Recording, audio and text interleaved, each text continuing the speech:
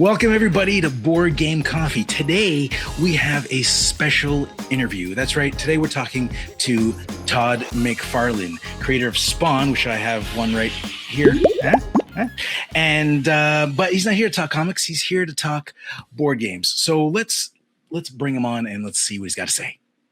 Todd, welcome to the show. Mark, what are you doing today, bud? Thanks for having me. Yeah, no problem. No, thanks. No, I'm so curious on how you why are you here? Like, I love having you here, don't get me wrong, but I was like, I think the easy answer is because you invited me, but I assume you invited me because we let people know that I like board games. But I mean, my day job is doing comic books, where I started my career at Marvel and did some work at DC before a handful of us branched off and started our own company. We're the third largest. This is always interesting when they go, "Oh, what do you do?" It's like everybody knows Marvel, DC, yeah, right?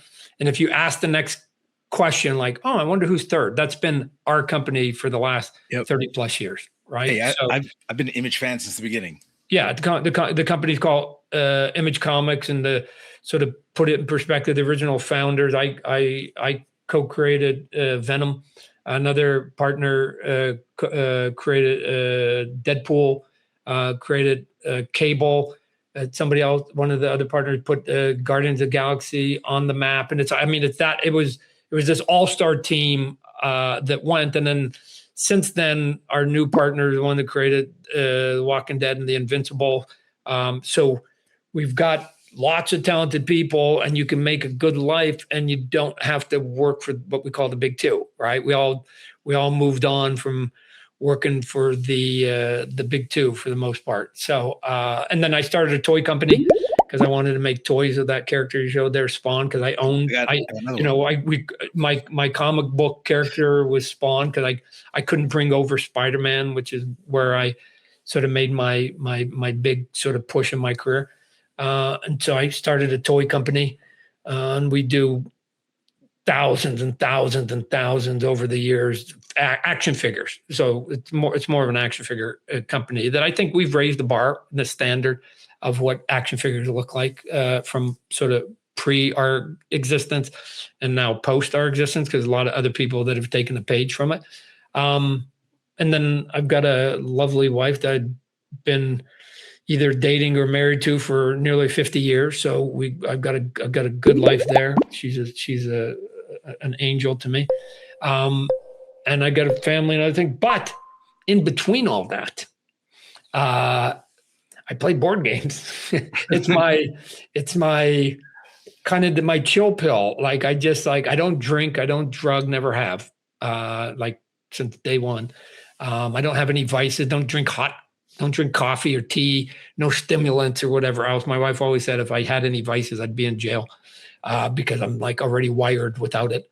But sometimes it's just nice to just go, for the most part, in a corner and play your board game, right? And when I do play with others, unfortunately, the majority of it is you do it over the computer, and you do either online and or PBEMs and stuff like that on places like Discord and stuff. So, but yeah, I like, and I'm also one of those goofy guys that will take a game that's got 4 factions, and I never use the bots.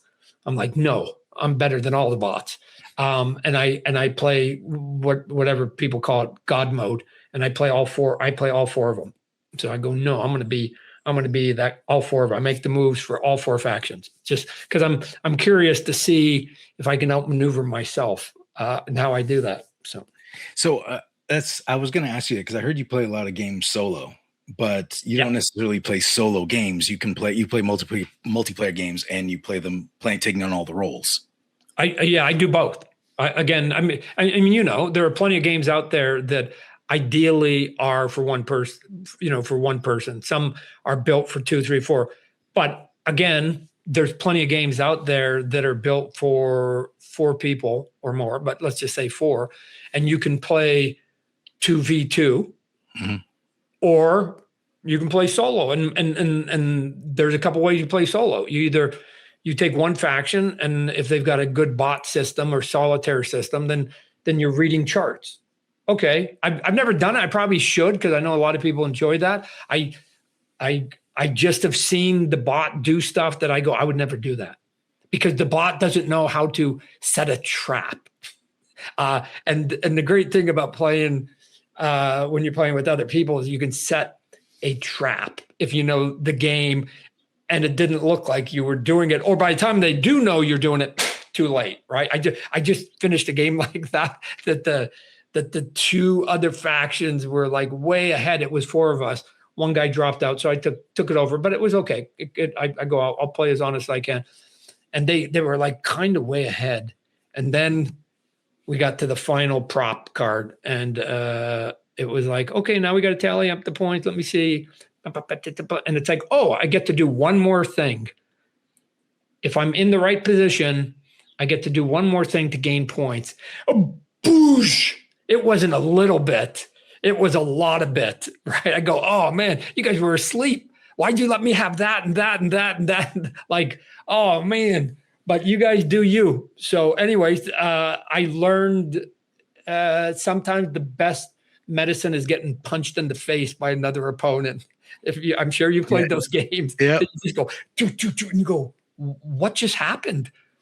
And then you do it again. And then it's like, instead of 4 punches to the face, it's only 2 punches to the face. And then eventually you go, oh, that's what they were doing. Okay. And now you become the puncher. If I'm going to play with now a guy like Todd, when he was first starting, if I want to, I can punch him and put him to the deck really fast. Right. So, but that's true for any game. Any game you pick up, there's always somebody that has played it 20 times that will basically eat your lunch, and you either get mad and never play the game again, or you're like me and you go, oh yeah, because I'm an athlete too, right? I played and got my schooling paid for at a high level. I played Pac-10 baseball, and so I'm competitive, and I'm just like, oh yeah, you beat me 20-2. Oh yeah, not next time. Next time might be 15-5. But at least I'm making progress until I get to a point where I go, I can at least go head to head with that person and not feel embarrassed. Good. That's it. That's my victory. So do you find like you're the alpha player when you play, as in the guy who wins the most, or do you? No. Of the group? No. Because because in Mark, I don't know about you. The one thing about being competitive is that I want I want the most competition, right? So when I played sports, I've always said before, I would never, if I was a free agent in any major sport, I would never sign with the best team. I would never, right now, if I was a ball player, I would never sign with the Los Angeles Dodgers. I would sign with the team that I thought could beat the Dodgers. Why? Because signing with the Dodgers is easy. It's like, they're the best. They got the most. Everything's cool, whatever. Like but the competitive, I'd rather lose 6-5 to the top team than be the top team. And I've been there in my career. I've been on teams that go 20-1. And I got to tell you, it's not interesting to a guy like me and my personality. I just go, who's the chess master? Let's go. And they'll always be the chess master. Yeah. But if you can get like right here, it's nice to see the chess master sweat every now and then. It's crazy you said that. Because like I was talking to a graduation class of designers yesterday, and I was like the guest speaker, and I told them that if you're the smartest guy in the room, you're in the wrong room. So I was like, surround yourself with people that are better than you, so you can better yourself. Oh yeah. Oh no. I made my whole career like this, Mark. Not only surround yourself with better people than you, but the chef's kiss is if you're actually the one that's in charge. Because that talent will bring you to the promised land. So I'll give you an example. I'll go back to sports. Again, don't mean to do it. Phil Jackson had the greatest job ever when he was coaching the Chicago Bulls. He went, Michael Jordan, Scottie Pippen, and I don't even know the names of the rest of you guys on this team. I need you guys to go put that ball in that hole up there with the net. Okay, if you have any questions beyond what I just said, I'll be in the 3-piece suit with my clipboard. I'll be the guy over there sitting. I won't sweat one drop. but I'm smart enough to put Scotty and MJ on the court. And guess what? All that hard work that those guys did, they got 6 rings. Guess what? I'm the coach in my 3-piece suit, my clipboard. I got 6 rings too. So I'm constantly looking for my Michael Jordan, Scottie Pippins, so that they will take me to the championship and I get a ring too. Woo, we all win. This is the tide ride, lifting all the boats. So I 100% agree. Part of that talk I was giving yesterday, I was recalling a story where I was sitting with a group of artists, and I was their lead. And they were telling me how somebody made just a smart ass comment and be like, "Oh, it's because you're the best one," blah blah blah. And I was like, I'm not. I was like, each and every one of you here are better than me. If you weren't better than me, I would have never hired you. Right. And so I 100% agree. You want smarter people in the room, yeah, all the time, or at worst, you want people in the room that fill your weaknesses. Mm-hmm. Yeah, for sure, because those are good, but. Here's the thing: when you're playing, if you're not playing in a face-to-face board game, and you know the people you're playing with, you never know who your opponent really is until you get into the game. You don't really know what their skill sets are until you start seeing their moves, and then you go, "Oh!" And really, again, it only takes 3 or 4 moves before you know, this person, or you go, "Oh, I got a good one here." Like somebody's played this game too, right? And they know the tricks because we're both setting up the trap. You know when they're setting up a trap and you're setting up a trap, and you go, "Oh, they're a trap setter too. Oh, this should be interesting, right? Because this might go down to the wire." And then sometimes you get in those games where 3. Sometimes if you play these ones, all 4 are good. Yeah. Those are to me kind of the best games. Here's the thing: I play mostly like historical war games. My wife's definition, she doesn't understand any of it. She's like, her definition of playing like a board game is it's not a game unless you're smiling and having fun and you're laughing. There has to be some kind of laughter. Now, using her definition, chess is not a game. Right? And so to me, these games that I play are like playing chess. It's not, the fun isn't laughing, telling jokes. The fun is, can I outthink Mark? And Mark's trying his best to outthink me. Let's go, Mark. Yeah, right? 100%. I'm with you. Yeah. And then when it's over, then I'll smile and laugh and go, "Oh man, I should have done this and whatever." And then we'll have a good time, but not during gameplay. Like now, like we got to go. You're the bad guy right now, Mark. You're my enemy until this game is over. So, and I will try to crush you. Yes. I'm very much the guy that if somebody screws me, like you said, I'll get you next time. Yeah. There was one game where somebody just did it. Like it was a maneuver they didn't have to do. What was it? It was I can't remember, something Land, Air, and Sea. It's put out by the guys who do all the tiny epic games. Anyways, Heroes of Land, Air, and Sea. It's a huge tabletop game. It's so many factions. Anyways, it was early in the game where everybody was still like just exploring and doing their things. And one guy just pops on my little section of the island. He's like, "Oh, I'm just exploring." I was like, "Why are you here? Like, why are you here?" He's there trying to make a move. And then he did something against me. And then everybody at the table was like, "Ooh, you poked the bear." And the next turn, I was like, "You're done." Everything was on him. I just eradicated him off the board. And after all that work, I came in second. Not to him, came in last. But somebody else at the table won because of a tiebreaker. It was like they had more food or something. Oh, yeah. No. You have to keep a little bit in the tank because, like, and I do this with sports. Whatever the competition is, I just usually play like here, right?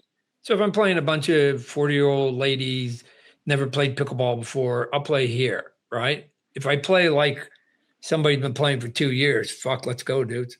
Right? But the goal is always to be like right up and by. So the same in board games. I'm like going, okay, I can see these guys are On a scale of 1 to 10, they're at 5. Okay, so I'll play at 6 just to keep, because I don't want to play here because they'll all attack me, right? Like, oh man, he's in the lead, and it's going to be 3v1 pretty soon. So I'll be coy.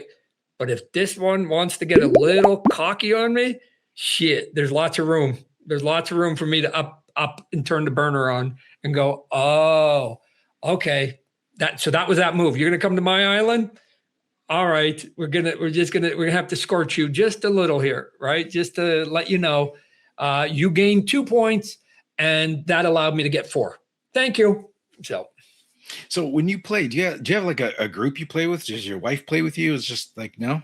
No. When I play with my wife, it's all the party game stuff where you can laugh and have fun. Yeah. Like no. When it's no, I don't. There is a game store a couple miles from me that I'm always, every time I drive by, they're always in the window playing and stuff, and I go, oh man, maybe I should go there or put out a SOS saying, hey, I got some games. Anybody want to play? I'll teach you some of the games or something like that. But I also found that when I've gone into the odd game store, and I don't really go in that often in my life because I buy most games on the internet, is a ton of fantasy games, and I sort of put myself in a corner and go, I'm just going to play historical games, although some of it is now starting to bend just a bit, right? Mm-hmm. So, for example, I play a ton of what they call the coin series from GMT games, short for Counterinsurgency.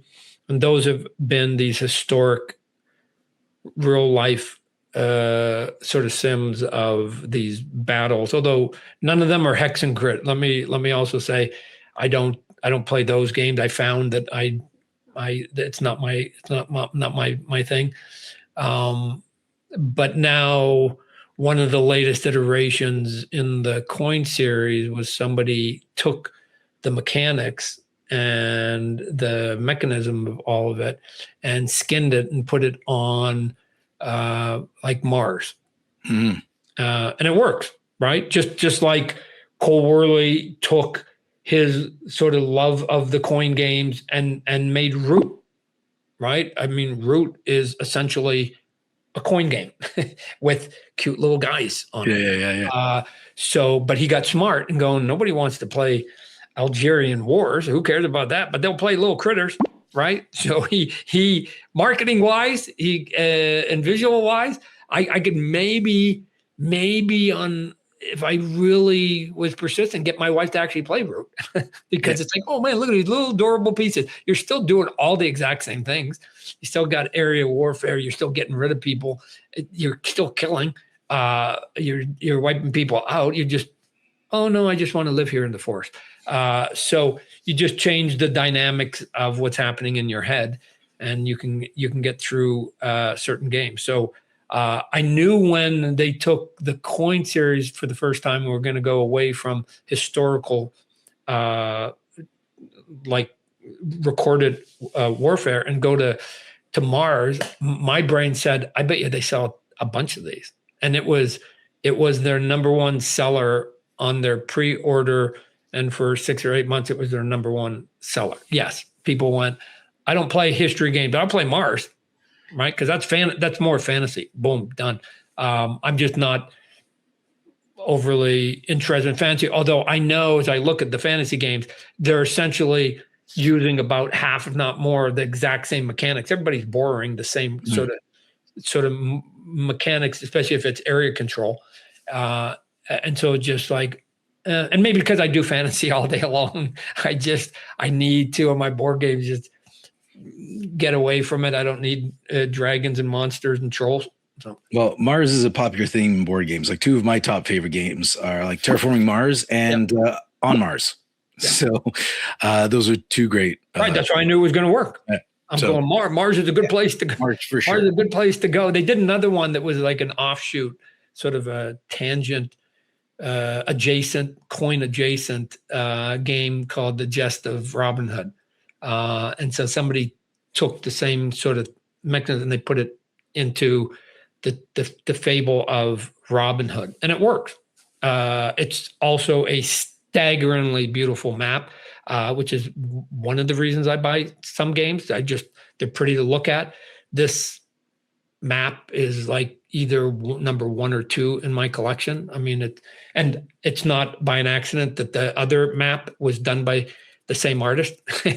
I have a tendency to sort of go, man, that artist does some great maps. It's a silly thing. I don't know where you land, Mark, but enjoying the look of the aesthetics of what you're playing sometimes also can matter. You just go, oh man, I like that. Like, let me tell you, the very first coin game I ever played was a game called Liberty or Death. And I've now played it well over 30 times, but my very first game. And after about 3 hours of trying to God mode it, I was so angry at this game. I just was like, I don't understand what's going on. I don't know what I'm doing. I went to the playbook. I did what the playbook was doing. I was doing it, but I don't know why I'm doing it. I don't know what the reasoning of these moves are. After 3 hours, I just like, that was a waste of my money. And but the map may be, like I said, it was like Jester Robin Hood is 1 or 2, Liberty or Death is number 1. And I just go, but man, that map. And so after about a week, I got over my anger and I just want to look at that map again. And so I took it back out and I played it for another 4 hours, tried it again. And at the end of the 4 hours, a couple things clicked. This is probably true for many games. People do it. And it's like, click, click. And you went, oh, that's why I'm doing that. And by the third game, click, click, click, click, click, click, click. And by the fourth game, I felt like I knew this game. I knew it. Now, when I played good people, that assumption was wrong. But in my mind, I knew the game. So I wasn't afraid of it. I wasn't intimidated by it. I wasn't defensive about it. I was just like, yeah, let's go and play this game. And then I played other people over the years that are way better. And I go, oh man, I didn't know that. Oh, there's a subtlety there. Oh, Todd, keep that and get that Post-it just like you. Make that Post-it. Make sure you don't forget that piece of it. And like I said, what was originally a game I bought because it was pretty to look at, that was the only reason I bought it. They always say buy subjects that you like. I can't say that I had any great love for the American Revolution per se. I just liked the map. But now I got 30 plays in on that board because of that one single first thing, which was it looked pretty to an artist, and I'm an artist. So, okay, cool. I'm jealous, man. I haven't had 30 plays of any. Terraforming Mars is probably one of the games I played the most, but because I have the board game channel, I get sent a lot of board games and I do a lot of content. So I'm playing like one board game for maybe 2 weeks max. And I only get like 1 or 2 sessions and I'm writing a script and I'm learning. And that's the only time I play a God mode is when I'm trying to figure out like, okay, it's a multiplayer game. What would you be doing? What would you be doing? And then so I can figure out the script because I do a lot of how to plays. Actually, I just did one for this. That's why the box is here. Oh, yeah. So like Dungeon Crawler Carl Unstoppable. I just recorded that how to play. I'm waiting for it to get approved for me to release it. But that's a solo player. So that's a different story. But the God mode thing, I got a question for you about that is I've done that for myself when I was if I'm having trouble learning something, that's when I'll do that. But I have trouble not cheating. It's like I have trouble separating myself from the other me and being like, I know what you're talking about. I know that you have an inherent bias on some of these factions, right? Yeah. You're just going, I don't like this government. I don't really want them to win, right? So do you let the insurgents get just a little bit deeper into the weeds than you should? Yes, that's that. Here's what I do, Mark. When I catch myself sort of cheating, if you will, and that's a good word. Yeah. I walk away from the table. And I go, I'll come back to it tomorrow when I'm not in a cheating mode and I'm actually going to play the game right and not weaken it. So, but it's true. I go, oh shoot, Todd, come on. You don't want them. You don't want that that faction, those sons of bitches, because I've read about them, because this is the part of the history that you actually know some of this. You go, oh man, those are the sons of bitches. Do I really want them to win? But in this case, if they play their turns right, they should win. I think for me, my problem is I assign one faction to me. This is the Mark faction, and everybody else is like, clones. They're not the real me. So when I'm playing them, they always kind of favor like, oh yes, that's it. It's just like, well, Mark wants. No, you can't do that because you've inherently altered the board. The other ones I like are games, the solo games where you move, and then what I call the cardboard god moves, and then the board gets a turn. Mm-hmm. Right? You could argue like pandemics like that, even if you were playing that solo or whatever. But there are a lot of games. Pavlov's House, Freedom, the Underground Railroad is one. You move, board moves. You move, board moves. You move, board, and then you lose. Those are the games that were like the good, and those good solo games. If you got them, they say you should only win maybe 25 to 30% of the time, because if you beat it 70% of the time, why would you keep playing it? This is easy. This is like beating my next door neighbor in pickleball. Like there's no competition. So when you lose to an inanimate object, right? And this, for a guy like me and my personality, I have a couple rules in life. One, never give in to an inanimate object, right? I will put something together that has 1,000 pieces from IKEA and make sure I get it right. But my wife goes, screw it, we can do this in the morning. This is and I'm like, no, I will not. This has no sentient thought. And I will not let something that has no thought beat me tonight before I go to bed. So when I play those solo games the same way, and at the end, it beats you 70% of the time. And the only person you can be mad at is yourself. Because you go, there's nobody else in the room. So you were just not good enough on that game, Todd. Shame on you. All right, let's set it up and do it again. Right? And go until you can get that 1 out of 4 every now and then going, okay. And then if you get it, was usually because a couple of circumstances, in the next game, the cardboard god will just pummel you. So, well, there was one game. Yeah, I agree with things being too easy. You mentioned Pandemic. That was one where I had a group. I used to play that. This is before I was with my wife. There was a group. It was me and 2 of the friends of mine, and we used to play that until like 5 a.m. Like we'd keep going, but we got so good. Like I remember people telling me, "Oh, Pandemic's hard," but we got so good at Pandemic. We had to keep getting, because there's like, it's been so years since I played. But you get the more of the cards, and you put them. You can take more cards from the expansion to make the game harder. It's those little green cards. It was like, yeah. You start with 4 of them, but I think I got up to 7. And with 7 cards, we still won probably like 40-50% of the time, because we were so good. We were such a well-oiled machine, and we would do things to challenge ourselves. Like, you don't get to cherry pick your characters; you get random characters, right? And we do all these things to challenge us, because you're right. That when the game is not. When you win all the time, I find it also not fun. Like I'm playing Trudvang, which is it's like I've been me and my wife are really looking forward to this. We played a demo of it, and it's a campaign story driven game where you go around this map, you make decisions, and you make friends, and it's got a like arching story with multiple paths. But that's all fine. But when you get into combat is actually kind of difficult to win, because usually the bad guy attacks you first. Your health is so low, they hit so hard, you're dead. Problem is, there's no consequences to death. You just reset with 6 life, which is half of your life, and then you go again. So I was like, what's the point of this? And I'm a game designer. I'm a video game designer. Yeah. So I look at that, and it was me and both my wife, we were playing it for a bit, and we're looking so forward to this. We did 2 missions, and we're like, this is dumb. I was very disappointed because we waited so long to play that. And, well, it's interesting because, and there are, board games are no different than anything else in life, right? You got your superstars over here, and then you've got your terrible ones, and then the majority of stuff is in between, right? Mm-hmm. So again, all board games are not created equal. So I don't know. There's that game.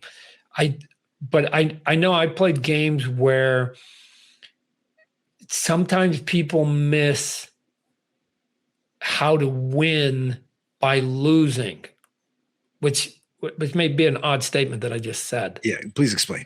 So there are a lot of games that I play where at the end you tally up the points, and like something like Root, first 1 to 30 wins, right? Mm-hmm. But there are other games where you just run out of the deck of cards that basically are the things that help you, card-driven games that help you sort of move forward.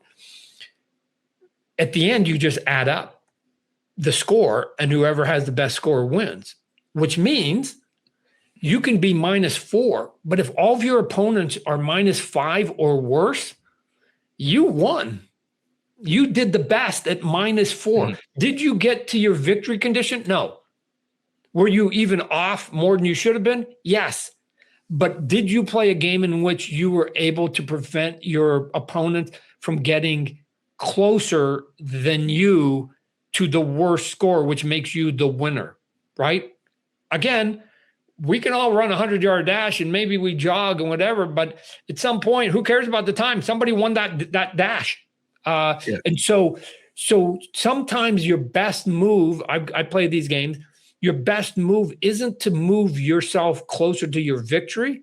It's to push somebody back further away from theirs because you're burning time. I mean, using a sports analogy, you're using the clock and it's like, oh, I've got enough of a lead. I'm never going to get to my victory, but I've got enough of a lead that as long as I now just keep batting my opponent's back, I'm gonna win with -4. Yeah.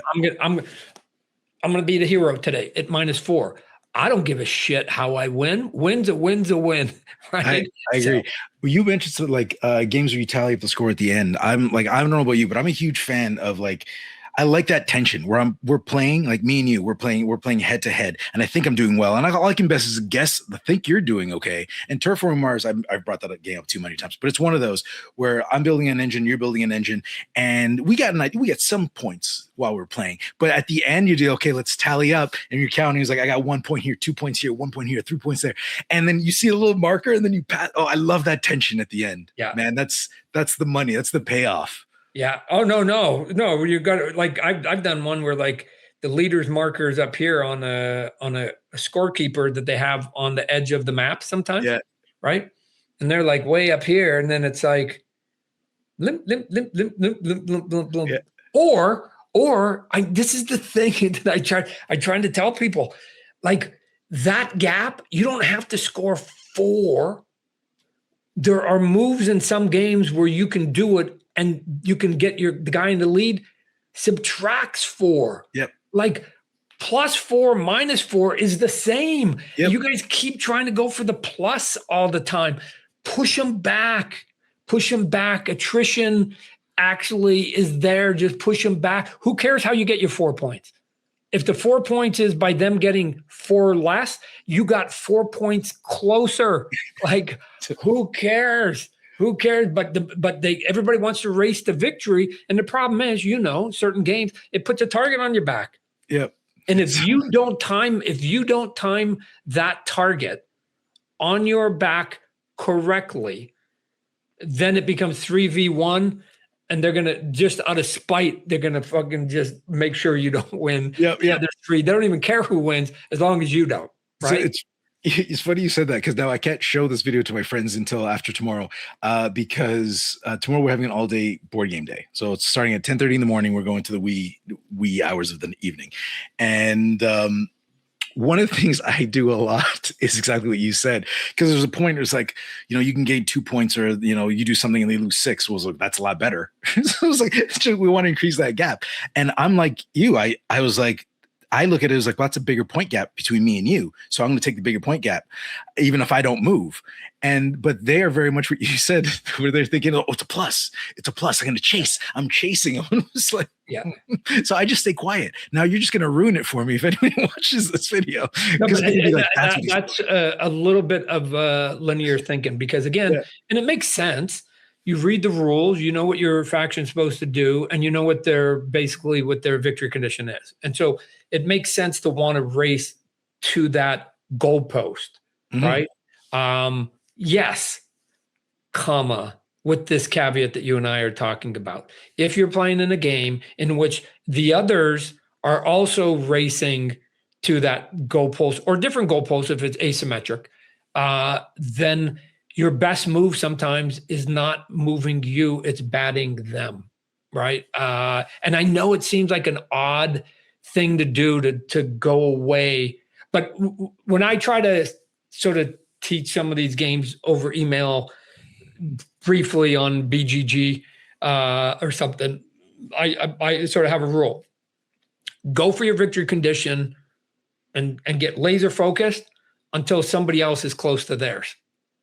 And then once they're close to theirs, then you gotta stop doing what you're doing and you got to go bat them back. And once you bat them back, then you can go back to being laser focused on your thing. But this constant, you gotta take your foot off and look at your peripheral and hit your flank sometimes is lost on a lot of people because they're so driven to this one goal. And the thing is, here's why it's not good, Mark, and because I now know that's your goal. Mm-hmm. And I now know you're driven to that one thing. And I now know you're going to get blinders. And I can now take advantage of your blinders. When they're not we would be great. We would be great board game buddies. We should be neighbors. This would be awesome.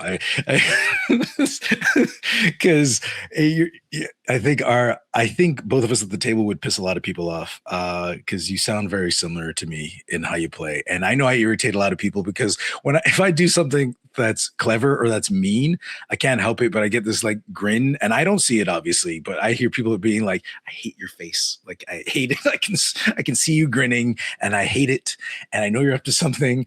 But I just like that kind of makes me laugh, right? I love getting that tension because it's always fun. My group we're always mocking each other, we're always hating each other for fun. So we always come back, and I love that. I love that. And listening to you talk, it was like I love the competitive nature and the dissecting of the strategies. So that's and again because once you get really good at a game, and this should be true. This is again, we're just going back to chess, right? Like once you're good at chess, your opening move will determine what I do. And so I'm going, oh, you're going to move that piece over there, that pawn? All right, I've already got my counter. Oh, you're going to move the middle pawn? Oh, okay, I got my oh, you're going to move the corner pawn. Okay, and then as it gets a little bit more complicated and the pawns have moved, and now you're getting the real pieces of the castles and the bishops and everything else, the rooks, then you go, oh, you're going to do that? Oh, okay, and you're going to do it in that corner? Oh, okay. Like, I'm going to assume that a good chess player, that's not me, like has seen all of these options and has at least a game plan. I'm not saying they're going to win, but they have a game plan. And to me, the good games are chess because it's like, oh, they're moving their rook right now. Okay, I know what that's going to do to the game board. So how do I counterbalance that either directly or indirectly and basically make them pay attention to me? Either I'm going to go indirectly or I'm going to go over here and go, dude, you're going to have to start paying attention. You go get your damn 2 points, but while you're getting 2, I'm getting 2. So we are just wasting time because nobody's gaining. At some point, you're going to actually have to lay down a strategy, right? And if I'm doing my job, I'm laying a couple seeds that will just get me not 10 extra points. I only need, here's the great thing about math. To win in a baseball, football, basketball game, you got to beat them by 1. That's it. You don't have to get greedy. 1. I am constantly playing for the 1 more. And then I go, sorry, dude. Yeah, I'm sure. And again, you've had these games too. Come on, Mark. We've all had these games. That as soon as the game's over, everybody then does their autopsy. And they're going, man, if I only had that one more card, or if that card hadn't come up, or if this had done, and everybody had like they were all, because everybody knows the game's coming to an end, and everybody sort of, if you're playing with good people, they're all kind of setting their trap. Yeah. But timing matters because you've got some randomness for the most part in the decks and your turns and what you can do. So you're going, oh, I don't control all of it, which is the great frustration of playing games, is that you can't control it. And you go, oh, but can I keep the insanity at least on my side of the table for the most part? I don't know. We'll see. But I like that autopsy because last time I played, I was playing Edge of Darkness, which is a card building game. Came out like 8 years ago. I had it on my shelf of shame forever, and it's put out by the same designer who did this, which I didn't know that, John D. Clare. Anyways. So you make these long cards, and thing is, certain cards belong to you specifically. Everybody plays with one deck, so it's a shared deck. Everybody draws from it, and you put it back, and you draw from it, you put it back. But certain cards belong to your faction, if people use cards from your faction, they have to pay you to use that ability. And in the end, every like $4 or $4 whatever is 1 point.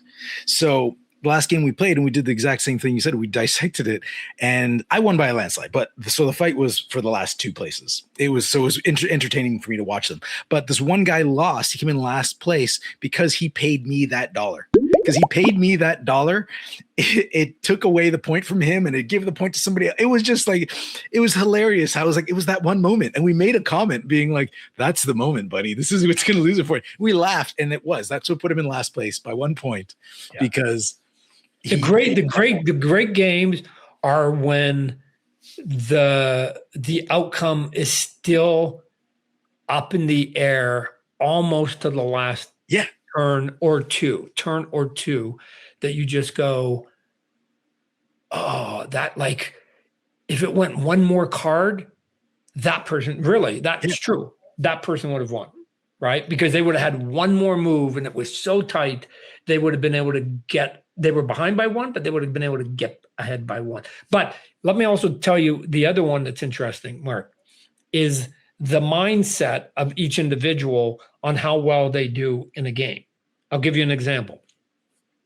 So there's a game, I think it's a brilliant game, but a lot of people don't play because they don't like the subject matter, called Freedom on the Underground Railroad, about freeing slaves, and you have to move the slaves and get them up to Canada. But to win the game, and you can play co-op, but it's a great solo game because you're playing against a cardboard god. And I brought this game into my office, and everybody wanted to play it. And I kept the tally, and I had it up on my door. And when I left, because we just recently moved, it was cardboard god 34, employees 0. Right? The cardboard god had won 34 times in a row. But here's the fun stuff. You have to have 3 things to do to win. You have to get X amount of the slaves up to Canada. You have to not have put and got some of the slaves caught on another card. There's a counter over here. And you have to have bought these 3 tokens, right? If you get 2 out of the 3, it's not a victory. All 3 must happen. And even if you get there, the board gets one more turn. I've seen it happen plenty of times. You think you won, board gets one more turn and takes away one of those 3 victory conditions. Okay, but there's 3 victory conditions. And I have had employees and good on them walk away going, oh man, I almost beat it, Todd. He goes, oh man, next time for sure. He goes, but I was so close. He goes, I almost beat it. I was like right there. I was right there. And I go, oh, okay, well, let's just go through it. Did you buy all 3 of the tokens? No. Did you lose more people back to the plantations than you did? Yes. And did you get the number of people up in Canada that you were supposed to? No. So of 3 conditions that you must have to win, you got 0 of the 3, but you were that close. and the answer is yes. They actually, and they're going, oh man, like they feel so good that they got 0 for 3. Because if you get 1 out of 3 or 2 for 3, you're still losing. They got 0 out of 3, and they're like, oh, Todd, shoot, man. So I want to know. So you'd recommend, because I know Freedom. I've never played it. I know it because there was all this controversy about it, and it depicting slaves, etc. And that's when it came out. But I was always curious if it was. So you like it? You'd recommend it? Oh yeah, I like the weird thing about it is if you can disassociate yourself from what the theme is, you're going to be way better, way better. But what ends up happening is that, and I did the exact same thing when I was playing. I'm like, I can't lose any of these cubes because they represent people. I can't do it. But in the game, as long as you lose less than 12, that's one of the conditions. Less than 12, you can lose up to 11 and still get your victory, right? But people are so involved emotionally to not even trying to get one. They're not making the right moves. And the right moves is sometimes you gotta let a couple go so that you can do the other things over here and over here to get to the 3 so you can get your victory. So this falls right in line with your strategic war mentality. Oh no, it's a very emotional, like when you're like you it tricks you into caring about these little cubes. These little cubes and what you're doing to the point that it makes you make the wrong moves overall. So on that level, yes, I think it's a brilliant game. I got some mechanic questions, but first, before I got to do this one for the fans, for anybody watching. What are you? This is a two-part question. What games are you playing now, and what are some of your tops? I think I'm in like 7 Vassal games, right? You can play on Discord, you can play Vassal. So I play the majority of my games there. I've always got anywhere between 4 and 12 games going at all times, because those are, and it seems like a lot, but if you play those types of games, those are the ones where you take your move, it gets recorded, and then you send it to the next person whose next turn it is, right? So playing one game could take 2 months, right? Sometimes more to play one game, because you're sending it back, and if somebody's on vacation or somebody's having a weekend, I mean, it could take 2 or 3 days in between a single move. So you have to have the mindset, which is why I have 10 of them going, because if this one's slow up here, I've got 8 or 9 others, and it's like, oh, it's my turn. I got to play. The majority of them are the coin series. I just got sort of super addicted to those.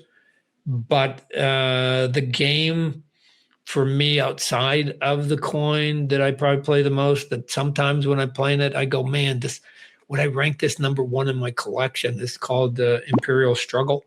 It's by the designers that did Twilight Struggle. I think it's less random than Twilight Struggle, and it's only a 2-player game, so it's the French versus the British, and again based a little bit on history, but it literally is a chess game. I mean, of all the games, like mano a mano, that's the biggest chess game of the bunch. And again, given that it's hard to get 3, 4, 5 people to play a game in person, that one I think is the easiest to sort of, if you got somebody that wants to burn brain cells, you got to have a personality that wants to burn brain cells, because again, it's chess, it's not checkers. Those are my wife's games. If you get it, then I think it's a staggeringly good game. And then it's interesting to, I don't know if you've done this, to find games that you like and see what their follow-up games are, right? So from a pandemic, they went and did Thunderbirds Go, right? This was a TV show I watched as a kid, and I'm going, pardon? They're going from Pandemic to Thunderbirds Go, which was a puppet cartoon kind of show when I was a kid.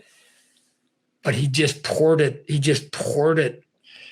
Mr. Peacock poured it, all the mechanisms down and just skinned it with Thunderbirds Go, just like Co-Whirly to some extent did that with the coin games for Root, right? It's like a different paint job that might be more accessible. So one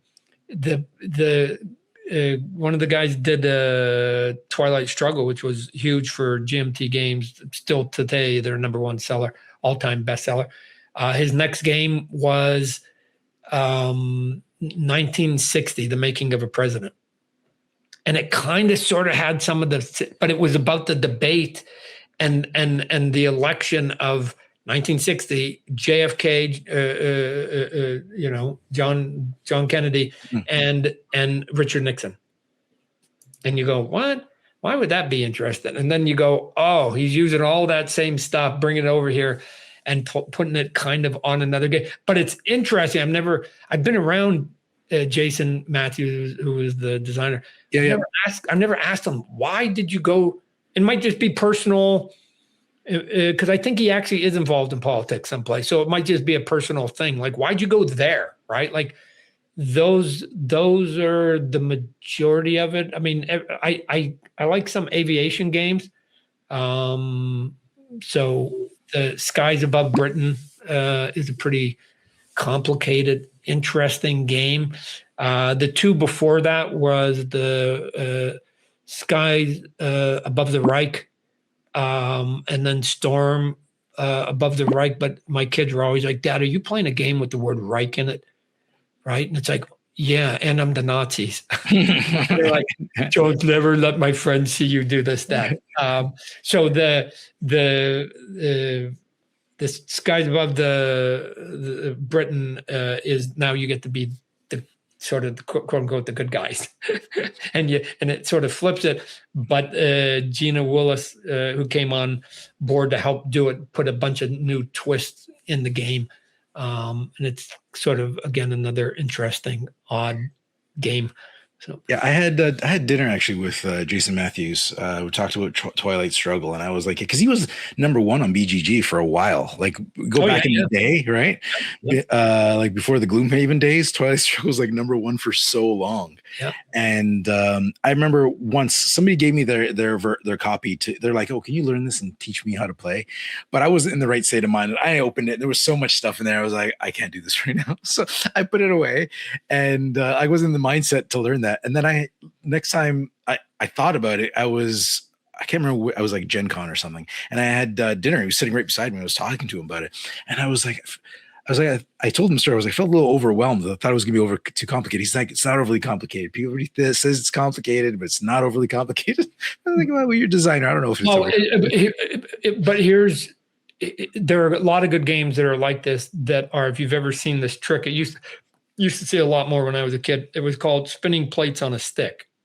Mm-hmm. And if you've ever seen the trick, that used to have these guys used to come on TV shows, and they take a stick and they take a plate and they go, poof, and they would spin it, and it would spin on the stick. And then they would get another stick, pew, and next thing you know, they had 7 or 8 spinning plates. Mm-hmm. But what would happen naturally is that once you got to the 8th one, the first one is starting to wobble. And so you got to run over there and you got to hit that one. And then every time you see one wobble, you got to run and hit it and run and hit it. Because why? You got to keep all the plates spinning. Otherwise they fall and they break. There are a lot of good games. Twilight Struggle kind of falls into that category where it's plate spinning. And, yep. and this is sort of the kind of the frustration, but in hindsight, the reason you play it, because it's testing your brain, is that you have to divide yourself to go, we've got to, like war, like literally you've got to plant. You can't just go in one straight line because the enemy's going to see you coming. You've got to branch out, and you've got to diversify what you're doing to be able to eventually glue it all back together. This path is not going to work. And this is the chess part of these games, that you go, oh, I got to do 4 or 5 things. And I have to watch my opponent do their 4 or 5 things. Because, as you know, a good game is you have to know what the opponent can and cannot do, right? Because otherwise you don't know if they're setting up a trap or getting a lead. So you have to know all the rules of everybody so you can keep an eye on them. But games that are plate spinning games, yeah, those are to me, those are good. Again, I understand why they're not everybody's cup of tea. Yeah, I don't know what you said, something in there that reminded me of. It was like when you're thinking about your turns. I don't know if you ever played Gaia Project. No. So Gaia Project is it can get complex because there's so much you can do, but just to simplify it, basically, there's so much you can do in your resource management. You're trying to control areas and you're trying to do so much on your turn. There's so many options you can do. Right. But when it's your turn, I'm waiting for my turn to come around. I'm just thinking about what I gotta do. What do I gotta do? Okay, I need this. It's very much a game. It's like, okay, I need to get this thing, but I don't have what I need to get that. So how else can I get that? Oh, I can do this thing to get that. But to get that, I need this. So you start playing it backwards. It's like, I need to do this, but to do this, I need to do this, and then this, and this, and this. And while you're waiting for your turn, you're like, okay, that's what I could do. I gotta do this, I gotta do that, I gotta measure that. And then your turn comes in and you're like, what was I doing? Like, what was my end goal? Someone started taking notes on our phone. I would argue, Mark, for a game player like myself that's wired or something, that's the sign of a good game. The sign of a good game. The sign of a good game is that even after you make your move, you still question yourself, because there were so many options. There's so many options, and you can only pick one. And at some point, it's like, hey, your turn. Click, tick tock, Todd. It's your turn, and you make the move, and you're rethinking these four that you didn't. And if you had taken this one, you would be rethinking this. Like you're never satisfied. It's those games where you are never satisfied that what you're doing is correct. Yeah, and right, especially against other skilled players, you're constantly doubting yourself. And I assume that if everybody's playing it right, they're doing the same thing. Yeah. So that at the end, you're kind of mentally exhausted. You are, which again is not everybody's cup of tea. But to me,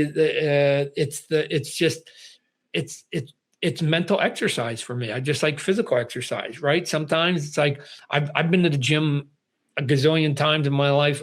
Most of it because I was forced to when I played at a high level of sport. I can tell you right now, honestly, I've never been in the gym once and enjoyed it, ever. It was a means to an end, period, out. I didn't go, oh man, I should go to the gym today. I could think of 10,000 things I'd rather be doing. Yep. But it was a means to an end. These games are the same way, that you just go, I got to go and maybe, but I don't know. So I got to, so the suffering through the game is the suffering of going to the gym, because at the end you're going to get stronger. And in this, you go, the suffering will teach me this game better the next time I play it. I might not win today, but it will teach me. And I picked up a couple more the next game. That's enough. That's like that. There's value in that. There's value in getting punched in the face. There's value in torturing yourself, and there's value in just watching supreme players do their thing, like watching a good athlete. Like you just marvel at them and you go, can I ever get that good? So what got you into, so clearly you know games.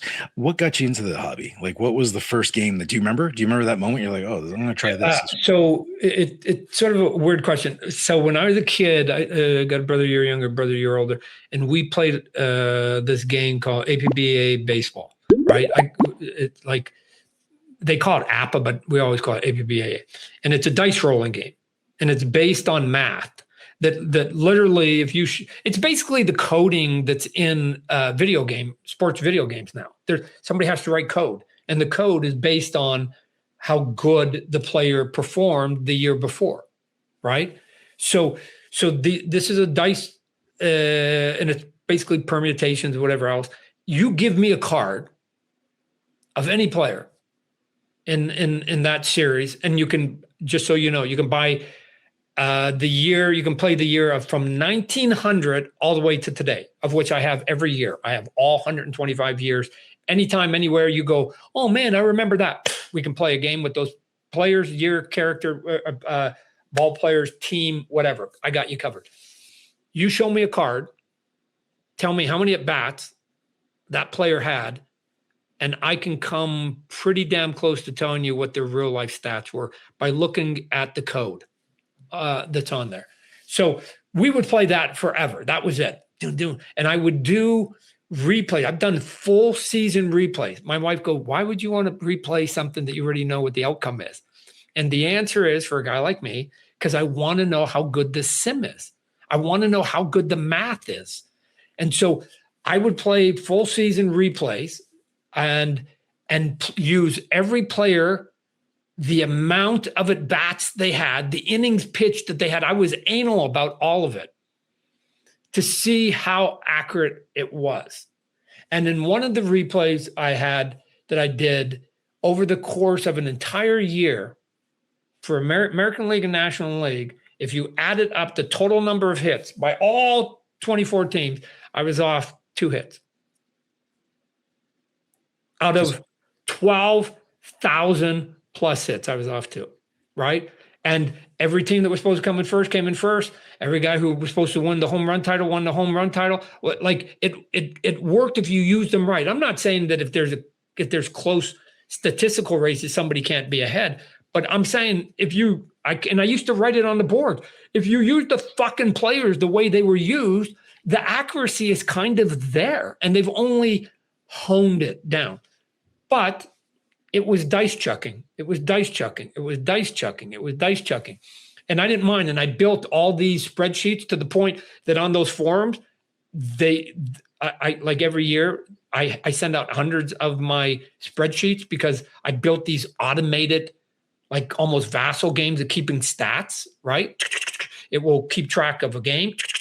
Then it will take the game and add it to the team.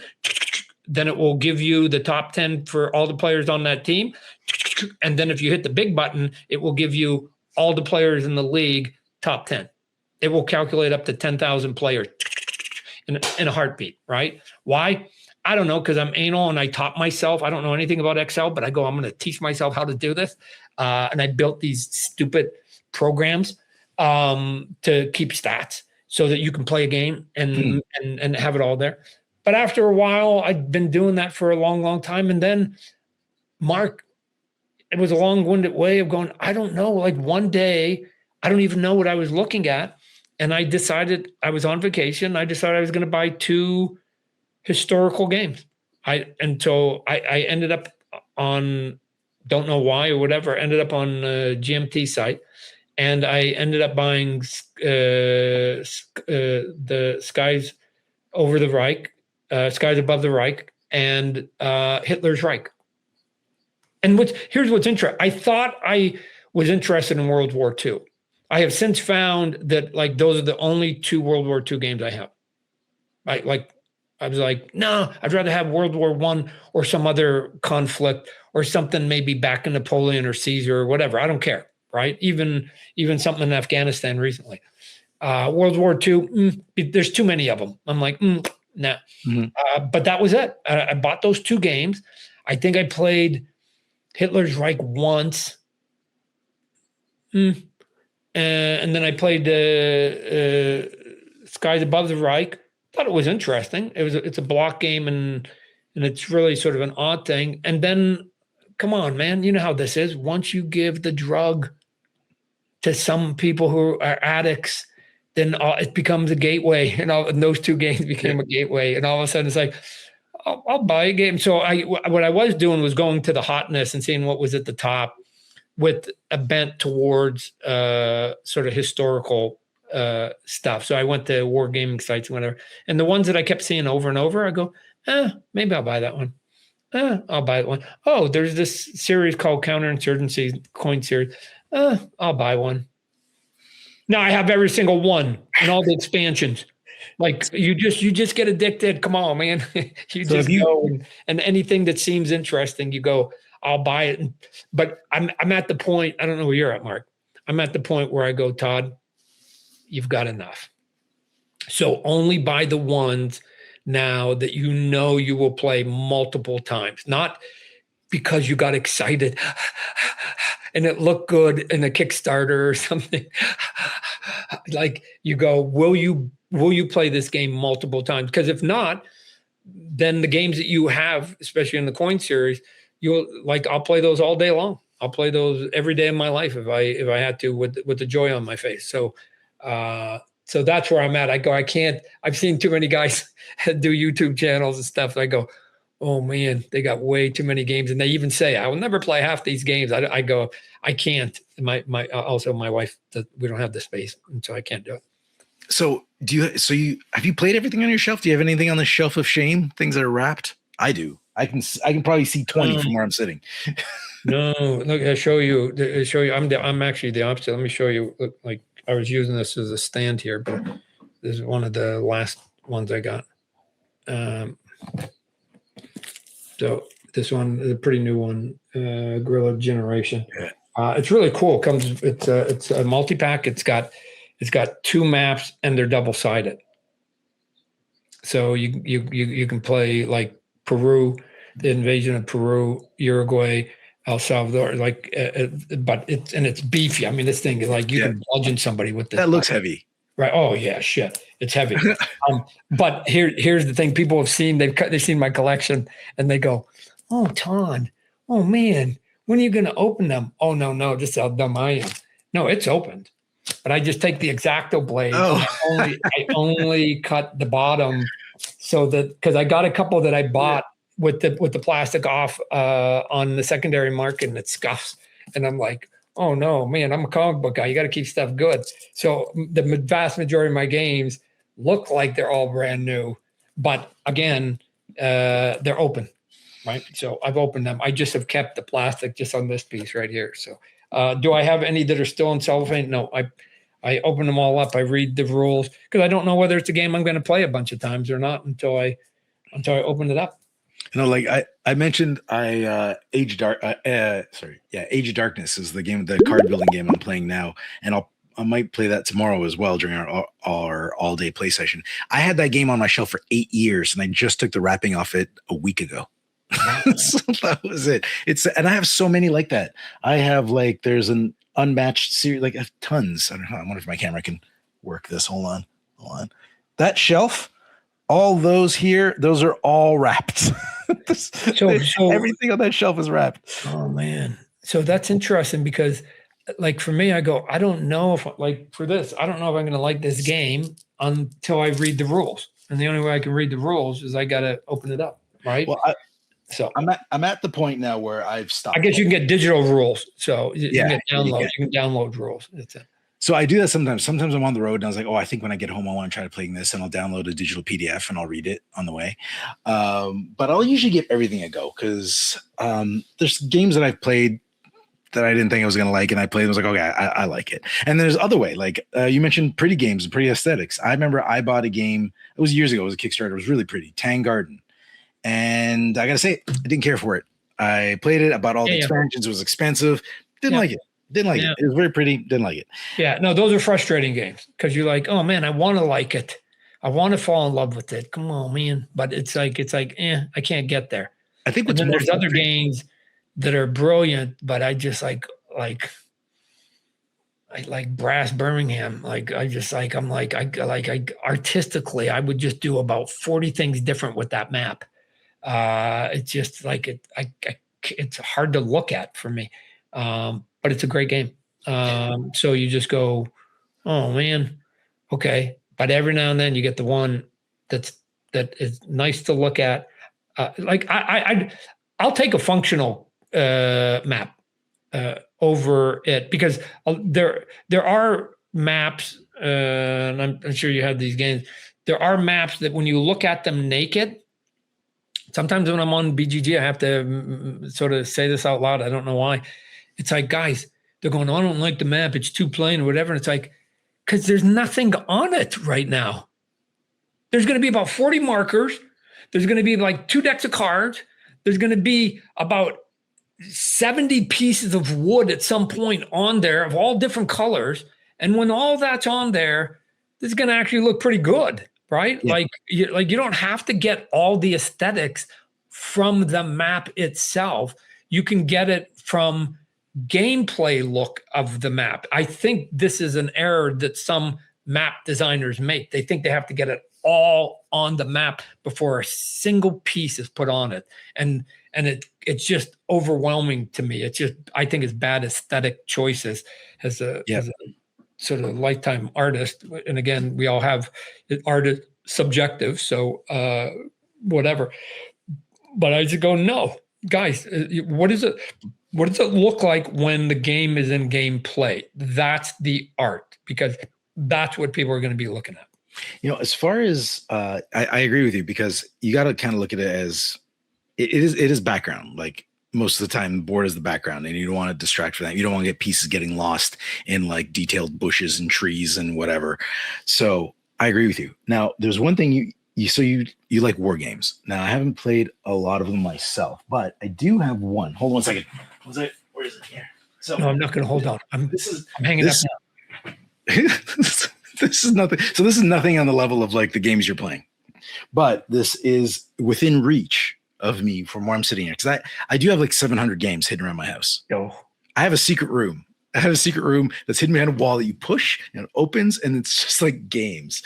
But I have Undaunted Normandy. Yeah. And I don't know if you've ever played this, but it's like a deck building game, I think. I heard good things about it. I only know very little, but because I had the seal of approvals, and I was like, I'll give it a go. Everybody seems to like it. So I bought it, but it also still wrapped.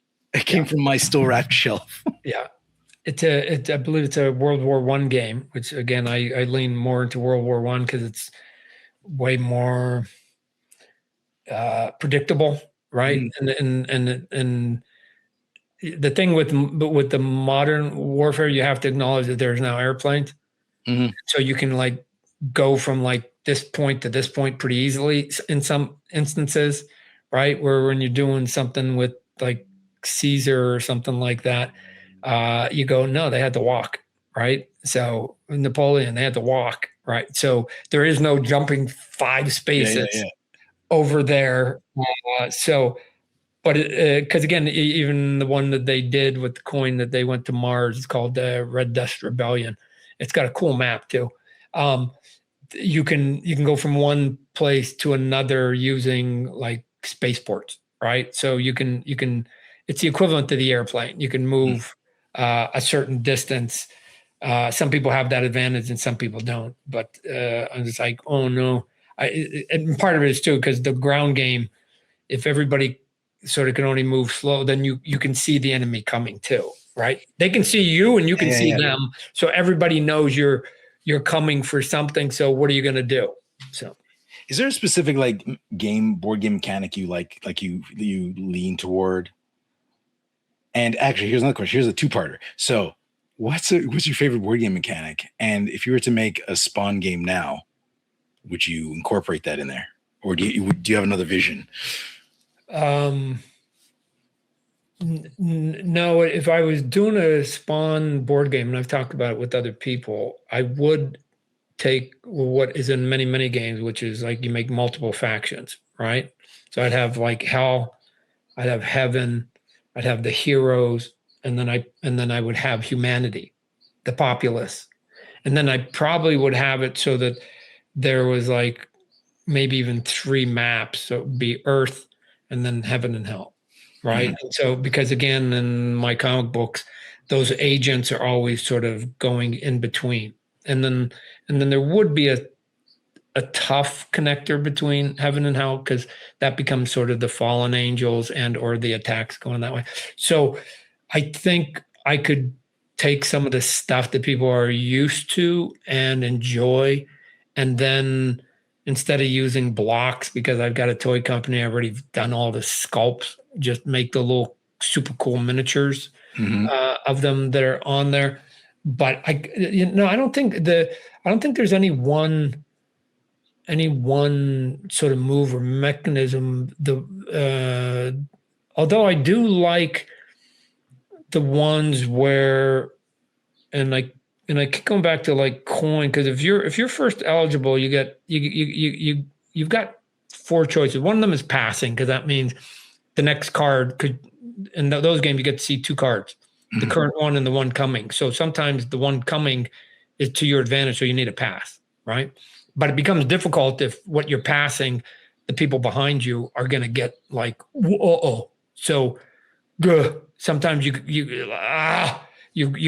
can't pass, and you're going to miss out on that next card because you become ineligible. You're only playing every other card. So that's sort of a bit of the torture. But besides passing, then you can either take your action and you have your list of what your faction's capable of doing. And then you've got some special abilities sometimes, or you can take the event on the card, and this is the one that's interesting, or you can, they don't call it this, or you can dick block, right? And dick block means I'm going to take this move, which means that you who follows me, because only 2 people can play on any given card, whoever follows me cannot take a full turn, nor can they take that card. I basically put them in a corner, but the only way I can put them in a corner is I have to put myself in a half corner to put them in a full corner, right? And so you're diminishing what you can do to stop that person. You could say you're helping the entire board, but if your enemies don't see it that way, the very next card, then you and that person you put in a corner, yourself and the person you put in a corner, the next card comes up and the 2 enemies go, I don't give a shit that you sacrificed, Todd. We're going full turn. We're going, another guy's taking the event, and we're going, and we're gonna start cutting your throat. Like, so you go, or like, whose responsibility is it to hold back the person in the lead? You've been in this one, right? Mm-hmm. And some people just won't do it. And so my attitude in those games, and I played these games, I go, well, if you're not going to save them, I'm not going to save them, and we're going to both equally lose. I don't know why losing is your goal today, but the only way we stop that one is if I do 4 things and you do 4 things against that target, like that player. But if you want me to do all 8 while you're off doing your victory condition, no. I'm not gonna do that. I'm not gonna be the sacrificial pig here. So no, not even a lamb. I'm gonna be the pig. Yeah. So I'm just like, no, not happening. So this is where it can be frustrating if you're not playing with players who understand the game, because they don't want to cooperate. Sometimes in good game cooperation.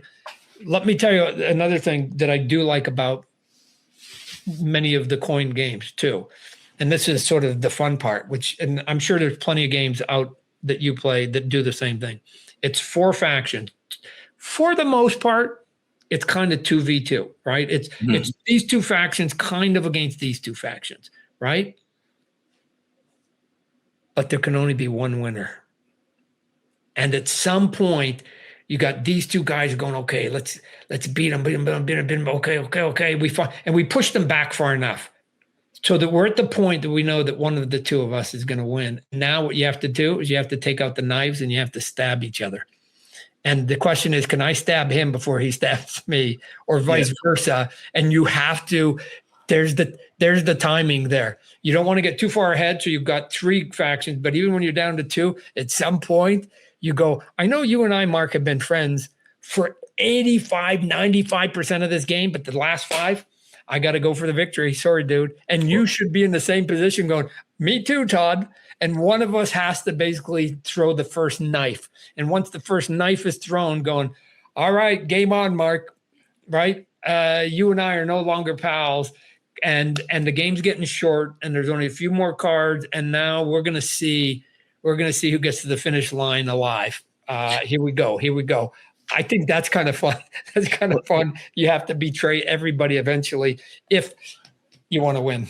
What's a streamlined version of that, like the mechanics you were talking about, that I thought was done really well, was in Rising Sun, which was a game put out by Simon years ago. It was actually the very first video that I did on Board Game Coffee. It was an unboxing Rising Sun, which I did on my phone, because for some reason we got the game early. Like nobody else that I knew had it. So I was like, I don't know why it arrived to me first. So I'm just gonna do an unboxing and see what happens. But anyways, that game has this really cool I think it's called like lead and follow, something like that, where you pick up you get these 3 cards.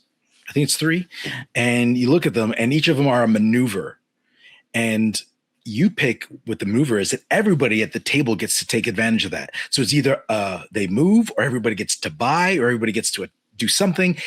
So basically you're picking what the table gets to do this turn.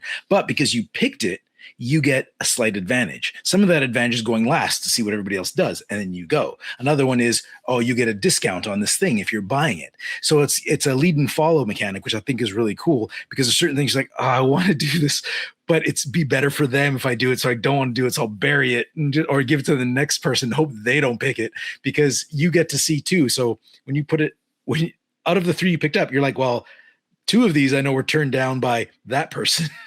So I got one new bit of information. So then it goes around the table, and I thought that was really interesting. And it has also in between it, there's I think it's called a tea ceremony. I haven't played the game in years, but I did the how to play for it. So it's some of this memories or the gameplays in my head. And you do factions. So it's like, hey, Todd, how about me and you be buddies? And because we're factions, there's advantages. I don't remember what the advantages were, but there's an advantage for us to being factions. There's benefits for moving and placing, and we don't have to fight each other. We do this. Yep. But then there's also cards you can do where you like backstab people. And sometimes backstabbing the person is actually better for both of you because it like breaks the connection. And it's like, if we break this connection, then you can do this. So, and some people don't get that, but other people, they're like, okay, here's the thing. I'm going to stab you in the back now, but in the overall picture, it's going to be better for both of us. Yeah. So you'll come in second. Now. Yeah. If I don't stab you, you're going to come in third. So you're never going to win. That's a given. But do you want to come in second? Right. Well, I love that because there's always a little bit of this political across the table communication. It's like, if you go there, how about you stay out of the, and it's awesome. And then after everybody positions themselves, there's combat, and it's fantastic. Look, Mark, there's nothing better than face-to-face, because there are many games where table talk matters and elevates the game. Yeah. Right. And so it matters. There are lots of games I play on Vassal and you can talk it out, typing back and forth and whatever, but it's just not the same thing. You're not inclined to talk as much as you would if you were sitting next to each other in the moment. Yeah. Because again, these are these games that take a month or two to finish. So like in the moment, you're not there going, oh, he just did that. So if we do all that, and there are these games that if I play them, I'd rank them. If I'm playing them on Vassal, they're an 8 out of 10. Great games, 8 out of 10. But in person, they're 10 out of 10s because that's like part of the balancing of the game, part of the strategy of the game is having to cooperate, whether you want to or not. And you can't do that unless you're face to face. So that's the only downside. I do all that table talk when I'm doing God mode because I'm talking to myself all actions. So you can do it. Hey, you go do that over there. I'll go do this over here. But you're still a bias because you're going, but somebody's getting the better of the two. It's never an even trade-off. Yeah.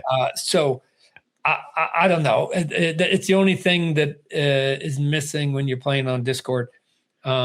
Is that the table talk goes away on some of the games where it adds that little sexy charm to the overall game that is otherwise brilliant.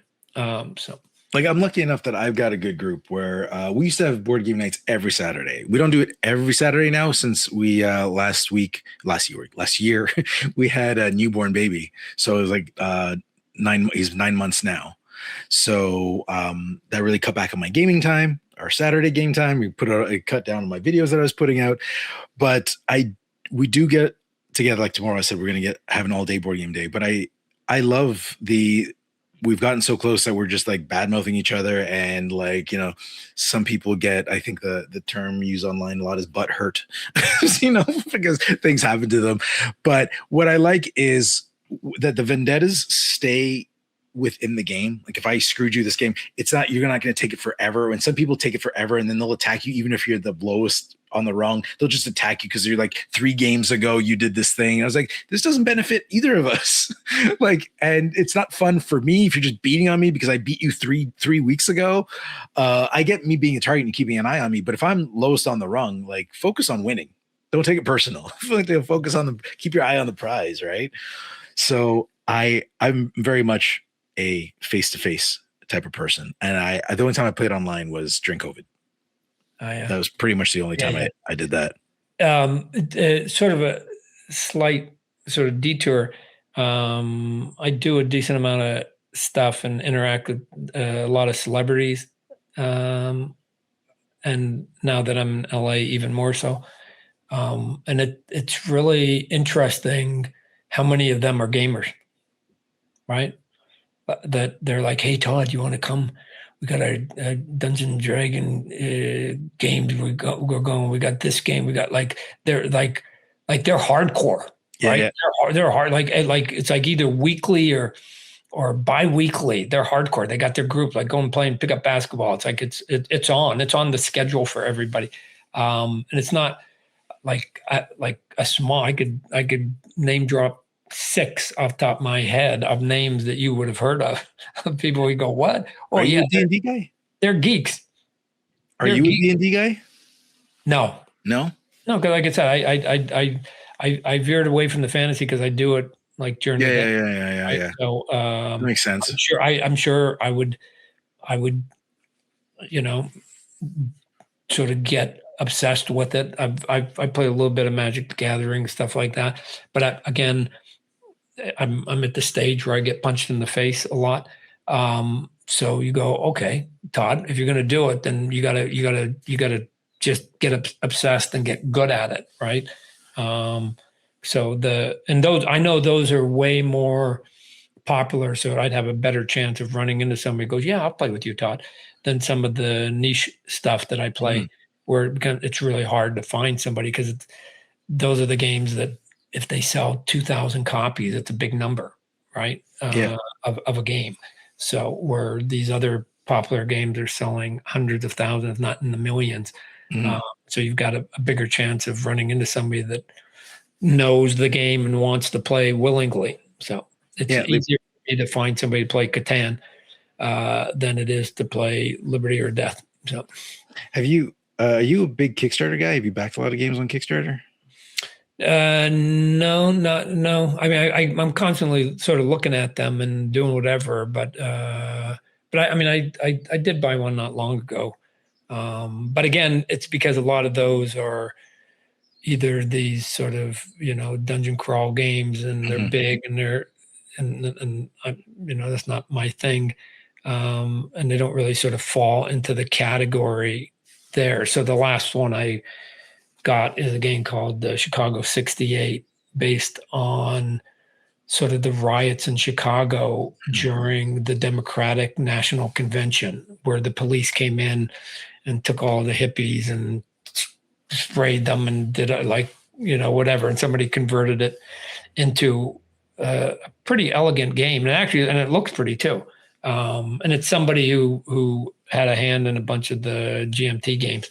So it was a known quantity that was there. So I go, oh yeah, cool. So it's not, I don't know if it's not a war game, historical war game, but it is historical in its presence. So sometimes those are interesting games too, right? So I get not wanting to get in fantasy because you do that forever. Because there was a chunk of my career where I worked on Battlefield, the video game. Yep. Battlefield, and we did a lot of testing, did a lot of stuff because I worked at DICE. And when I got home, I didn't want to work on Battlefield anymore. I was done. So I stopped pretty much playing Call of Duty. I stopped playing Battlefield. So I didn't play a lot of military shooters because I was making military shooters. And I was like, I think I'm done. I just need a break. And I don't like them. It's not at all. And the thing is, Mark, some people, I know people in the comic book industry that can do fantasy all day, and then they go to fantasy movies and play fantasy video games, like all that. They can do it 24 hours a day. It's just, again, personalities at that point, right? But for me, when I'm done, I need to unplug, right? So when I go watch movies, I want to see something that has no special effects, right? I want drama. I want gritty, real life drama with no special effect. Because tomorrow I'm doing aliens, blown up spaceships, and world. Right. So okay. So you're a drama movie guy. What any have you? Well, this is, I guess that would be fantasy. I was about to say, did you see what's it called? Project Hail Mary. I did. My daughter, every now and then my kids go, come on, Dad. And they know, can I tell you, Mark, they know I have a bad attitude about fantasy stuff because I just think most of it's silly. I did whatever. I don't get it. When everybody was going to Star Wars, I was going to Gorky's Park, which was a Russian espionage movie. So they're like, my daughter said, "Come on, Dad, you should come. We're gonna go out. You should come." And I go, "But I'm just gonna tell you that it's like it's funny and it's goofy and it's not doesn't take itself serious and it's not." And they really, I actually oddly they did the right thing. They downplayed it. Yeah. I thought I was going to see Pirates of the Caribbean in space. Yeah. Okay. The way they had built it up, I was like, going, okay, Todd, get ready for what I call a farce movie, right? Pirates of the Caribbean to me is a farce. I can't do it. I can't do superhero movies because nobody talks like a human being. Most action movies when I was a kid wouldn't go to any of those because it's just shooting and chasing and there's no consequence. It's what I call chaos with no consequence movie, which is why I like drama because there is consequence.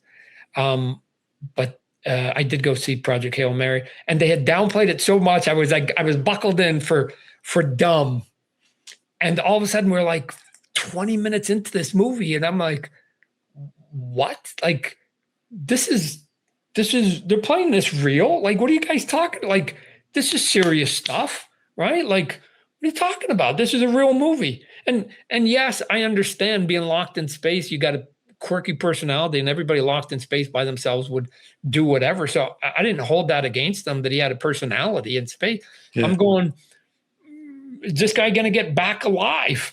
I mean, I took the Jeopardy, and I thought it was sort of kind of real Jeopardy, where a lot of action movies don't. It's, I'm going to shoot 1,000 bullets in Times Square and not worry whether I shot any innocent bystanders. As long as I got away from the bad guys, I'm happy, right? So, so I did go and see it, although most times the kids don't invite me because they know I just groan. I do an involuntary groan. I didn't know it. They stopped taking me. Go, Dad, stop making that noise. And I'm like, what? And they go, you just groaned again. And I'm like, because I guess when I see stuff that to me is just silly, I just go, I guess I make a noise. like, ugh. So I could be watching something real. So are you more of a movie guy or a TV guy? Like TV shows or movies? Movie, TV, if it kind of feels like a long movie. Like, okay, like they're doing a lot of miniseries now that feel like 6-hour movies. Yeah. So, and the majority of them are based on real life stuff, which is where there's no special effects. Like you're going, okay, that happened in real life. This is what people do to each other. So, are you watching anything good now that I'd recommend? My wife keeps asking me, what should I watch? And I was like, I don't know. Oh man, what was the last good thing I watched? I mean, again, there are things that are based on real life. So the Murdoch murders, which is based on real life, I thought was great acting and interesting story. But probably the last thing that I finished was this thing called Task, done by the writer who did The Mayor of Easttown. Okay, yeah. If you saw that, again, sort of real gritty, down to earth stuff, right? About real people and the consequences of it. It's not based on anything true, but he's a really smart writer, and his staff. So with the Mark Ruffalo, I thought it was a very solid presentation. So let me ask you this, since we'll start wrapping this up. I got some questions for you. And this is going to be both for anybody watching this who could, I guess, benefit from your expertise and myself, because I'm also trying to do a lot of things that you're way ahead of me already doing. So, and just to, because I didn't bring this up earlier, two things. You wrote Spider-Man Torment, and you illustrated that. Spider-Man #1 Torment, which was back in, I don't know, it was a long time ago, 90 something. Anyways, that was actually the very first comic book that got me into comic books. Oh yeah. Yeah. I went to the comic book store and I was like, I don't know what to get. I always wanted to get into comic books, and, but I don't know what to get. Just haven't coming out. Yeah, he was like, this just came out and it was in a plastic bag. Yeah, yeah, And I was like, oh yeah, sure, I'll try it. And I ripped the bag, threw it away because I was in a collection at the time. So now I'm sad. Now the bag's I don't got a bag version. But I picked it up and I read it and I loved it. And I got that whole thing. And that was what started me into comic books, was that one book. And I'm happy because when I was younger, I tried to get like, I didn't know what to pick. I had no friends that were into comic books. So I picked like a random like Daredevil comic book off the shelf and got my parents to buy it for me. And I was too young and I tried to read it and I was like, it's too old, like too serious, adult. So I was like, maybe comic books aren't for me. Right. So it's funny because adults look at comic books and like, those are for kids. I was a kid, read a comic book that was too adult. And I was like, those are for adults. I didn't read it. But so I just wanted to give you that little bit of a little bit there. So that book, just for a little factual, is still the highest selling comic book in American comic book history for a single creator, because I wrote and drew it. Right? Really? Well, There've been other books that have sold more. Matter of fact, within a couple of years of that, Jim Lee did the art on a book called The X-Men that sold more, and Rob Liefeld did some on X-Men. But for a single creative person, that's still the record. And then outside of what I call corporate America comic book, outside of it, the biggest selling independent comic book, forget whether it's by a single creator or not, is Spawn, right? So I own the in corporate record and the outside corporate record, right? I on both sides of the fence. Just happened to catch a couple big lucky breaks and have a lot of people that did it. And to be clear, they came over to Spawn not because they cared about Spawn. They came over because I was making a big career on Spider-Man. Mm-hmm. Right? That's where I made my chops. And so everybody, when I quit Marvel and I go, hey, we're going to go do this independent book, everybody, not only my book, but my other partners that were co-founded Image Comics, they all just said, oh man, the guy who's doing Spider-Man, that Todd guy, is now doing this thing called Spam or Prawn or whatever it is called, this Prawn or something, I think. So we're going to buy it, right? And so they came in full force over to the new company, which is why we hit number 3 right out of the gate and have never looked back. Well, that's awesome. Then congratulations for being awesome, because that's great. Yeah, those. Anyways, again, those are the. I realized, my wife realized, our family, we've had a charmed life and caught a lot of lucky breaks, right? So again, somewhere skill is part of the equation, and then catching a couple of breaks along the way and hustling. I'm a hustler. I like nobody gets dirtier on the baseball field than I do. I just I'm the guy diving and sliding and doing everything because I'm not 6'4". I'm not 6'4". The 6'4" guys just, they can do their thing. When you're not the most talented person in any kind of competition, you got to go twice as hard to get noticed. So that's been my whole life, and that hustle helped me in the comic book industry. So just so you know, and it was funny because I had our talk booked. And I completely forgot about it. I was talking to not us. I didn't completely forget about this. I completely forgot about this little bit of detail, trivia, where I was telling my wife, I was like, hey, Todd McFarlane's going to come on the show. We're going to do a little talk thing. It's going to be great. And she was like, that's so cool, considering he's like, because you wanted to get into comics, he got you started in comic, like because of him, you got started into comic books, and you always wanted to write your own comic book, which so-called living, this is my comic book. But in this issue, this is what I wanted to say. In this issue, I have this blurb in the back, and the only reason it's not an issue 1, because these issues were released at the same time. Yeah. The only reason it's not an issue 1 is because I didn't have an extra page in issue 1. So there's a bit back here in this write-up. This is mostly about you. Oh, it's like a dedication to you, and I didn't realize that. And she's like, "That's so funny because you did a dedication to him in your comic." I was like, "I did. I completely forgot about that page." And at the very bottom, I also mentioned Robert Kirkman and Brian Bendis. So Brian Michael Bendis. So you mentioned Robert Kirkman, for those out there, is the one, like I said earlier, my partner created the Walking Dead and the Invincible. Yeah. He's the true poster child of the success of what we did, because when we started Image Comics in 1992, Robert was just a 14-year-old, 15-year-old fan.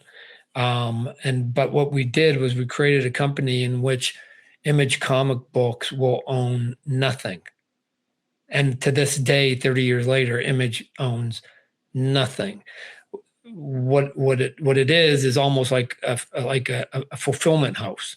Mm-hmm. So you bring your comic book to us, we'll do the printing and the distribution and make sure we collect all the money from the store and get it. We'll do all the logistics, all the boring stuff that creative people don't want to do.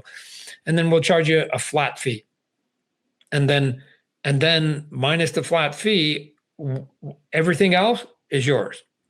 And then if you want to take your successful comic book and go make a TV show, it's yours. And if you want to make a video game, yours. We don't want it. Because why? Because when we started the company, the original founder, we left Marvel and DC for a reason. And we said, we're going to create the best possible scenario we can. And once we created what those rules were, we then said those rules apply to anybody that comes in and to Image Comic Books. So if you were to do a comic book for Image, Mark, you would have the same deal as I have. Mm-hmm. Right? We've never wavered on it. And as Robert Kirkman is sort of likes to say, and I think it's true, is not only is it the best deal in comic book, it is the best deal in entertainment, period. Nobody says, hey, we'll help you and you get all the benefits and we don't want any of it. Mm-hmm. Even Apple, if you downloaded the Beatles, they want 30% for the download, right? We don't do that. We take a sliver, one like here, and the rest is here, like it's yours. And if you happen to have a big success, good on you. So how much money do we get from Walking Dead, Image Comic? Nothing. How much money do we get from Invincible? Nothing. It's Robert and his family, his friends, however he chooses. Robert's hard work, the creative people who come to Image Comic Book should be the ones who prosper off their hard work. Why? Because that's what we thought for ourselves. So that's it. And that's fantastic. Like, that's admirable. The guys are actually, like, you said it and you're still doing it because it's been years. Like, how long has Image been around for now? We started in 92. So 34 years. Now, within Image, which is this, then everybody who has a book owns what they have. So I have Spawn and all my other books. I own those personally, right? But not Image. I own them. So if somebody wants to do a game or a movie or a hat or a T-shirt of Spawn, they have to come to me. And whatever deal I make, good, bad, or indifferent, I'm the one that either prospers or makes a dumb deal. But it's me, the original creator, owner. You don't give any of it away. You don't give any of, like, it's like Taylor Swift, like she regretted giving away the masters and keeping them. But now you're seeing more and more artists keep the masters of their songs because they know that's the value, right? I have issue 375 of Spawn. I just sent it to the printers yesterday. 375. That's 25, 30, whatever years of my life to get to that number. You can, even if you do one a month, that's 12 a year. That's 120 in a decade. So 360 is 30 years. I'm up to 375. So it's 30 years to get to that kind of number. But when I do a reprint or anybody wants to do anything, or if I want to do a big fat book of all those issues, I've got the library. I own the library and the work's all been done. I just have to reprint it. So, okay, cool. This is it. Robert Kirkman, when he sold Walking Dead to AMC, he didn't get rich off AMC and the Walking Dead show. He got rich because he owned the comic book and he kept all the rights to his 130 plus issues, and it got up to 190, and he just reprinted them.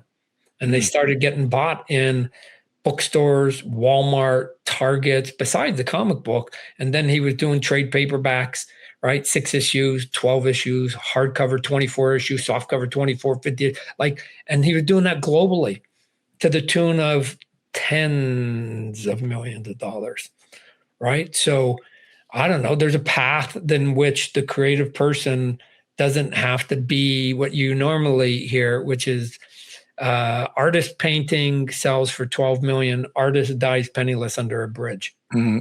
Right? That's the history. That's the history of artists. But now, more of us across many of the mediums of art are starting to say, no, we want to control our own destiny. We don't want to be working for you for 40 years, busting our ass, not really getting a lot out of it in return for these ideas that we give you, these $1 billion ideas. And then one day you'd find somebody who draws better or writes better, and all of a sudden we're out of a job. Boom, done. Right. So here's I got one. This is just a quick personal question based on something you said. Now, So-Called Living. That's my book. That's self-published. That's I just went to a printer, printed. I sell it at comic book stores, right? Or comic book cons. Yeah. But because this thing exists as a paper physical thing, would I be able to submit? It's an 8-book story. Would I be able to submit that to Image, even though I've already printed it myself? And sure. Coolio. Because I've always been I loved what you guys did. I followed you guys in the beginning, you, Jim, and I loved Image. So I was right there from the beginning.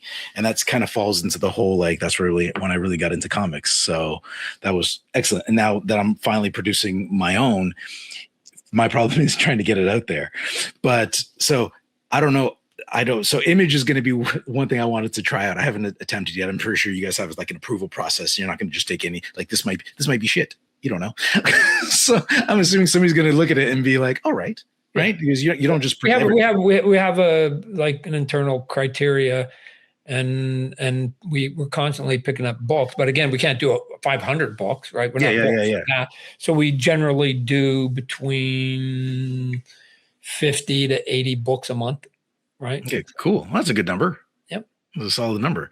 So, so here's my question. This is the group. This is the heart. This is for people that are out there. I guess you can probably apply this to board games too. People who are creating their own board games or creating their own comic book, or I guess people creating anything that is, that they want to get out to people as a form of entertainment. Is there some hard lessons that you learned going up in this industry, or all your industries that you've done, that you can share to people who are just starting out? Look out for this or do this. Some words of wisdom. Oh man. So we went up against Marvel and DC, who are now owned by Disney and Warner Brothers. So those are big, giant $billion corporations. And then I started a toy company and went up against the Hasbros and the Mattels of the world. But what I found along the way is that there's a blessing and a curse for the size that they are. Mm-hmm. And the blessing is that they have, seems like limitless employees to help do what they do. They have almost unlimitless resources to do what they do for marketing and advertising and all that other stuff. But sometimes it comes oddly at the expense of making a better product, just making a better product. And then a company my size, where in its glory days would be up to 200 employees, and now is about 80 to 100. Is the blessing, the curse is my size. I don't have what they have, but because I'm smaller, I can move way faster and do things that they would never do, and I can do it way quicker. So I can just build a better mousetrap, and not worry, because I don't have big skyscrapers that I have to pay rent on because I've got 10,000 employees.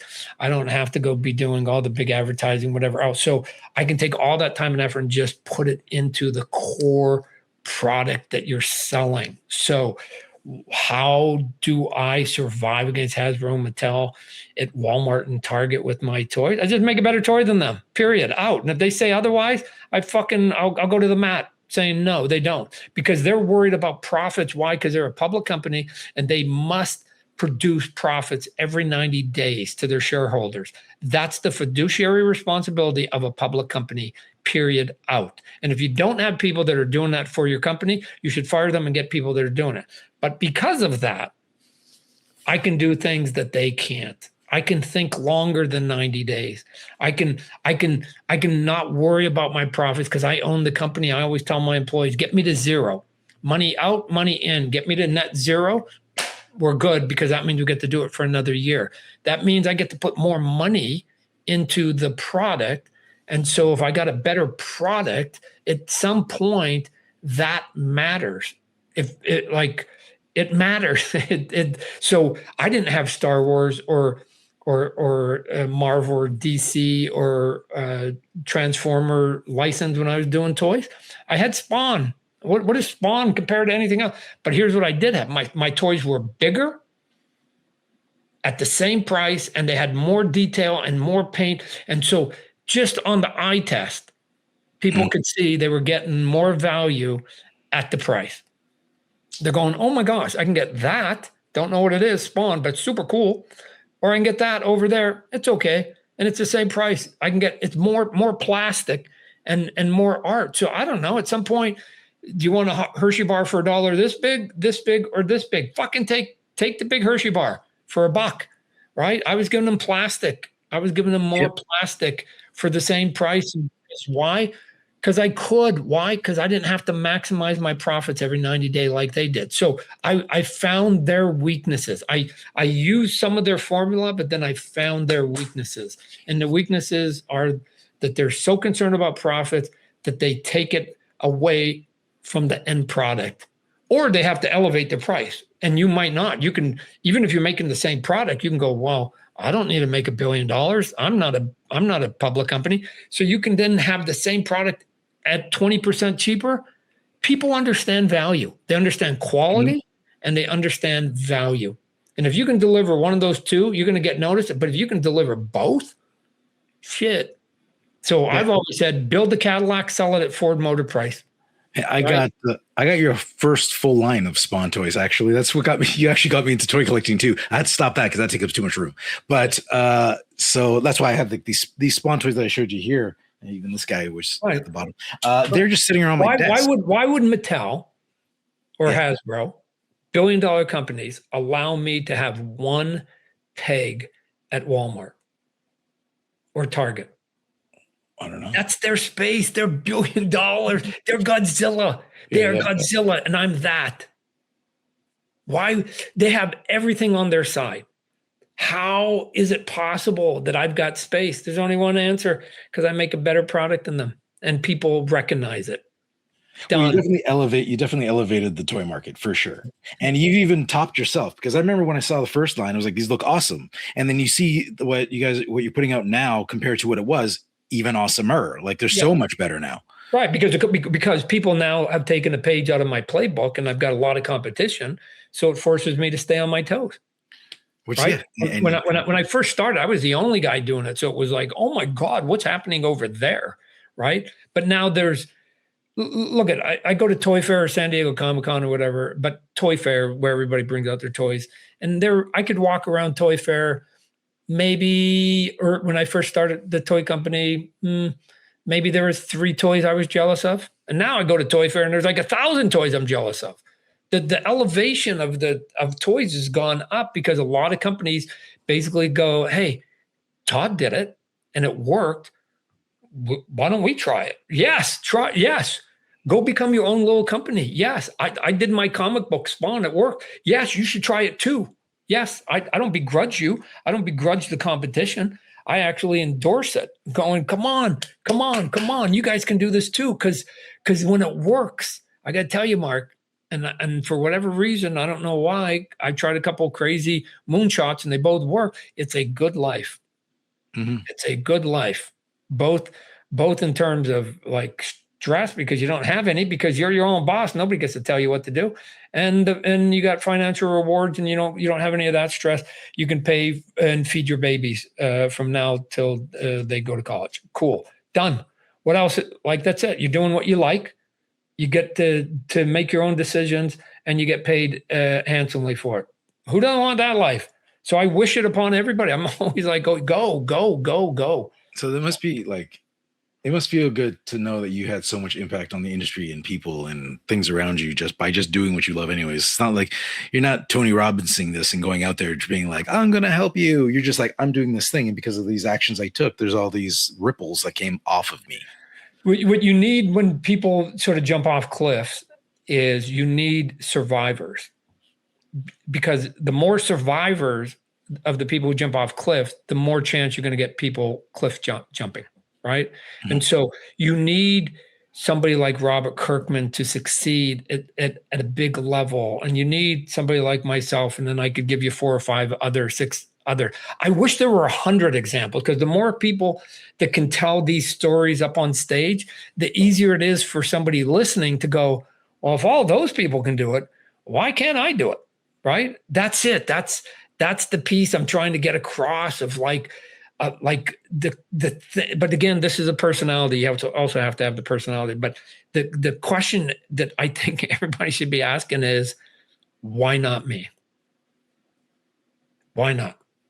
That, like, if you give in to all the other stuff, don't rock the boat. They know more. They're bigger. They've done this before. They're not going to let you. You're not, like, all those things that people are going to do. Let me tell you right now, in business, nobody that's in the lead will ever politely get out of your way.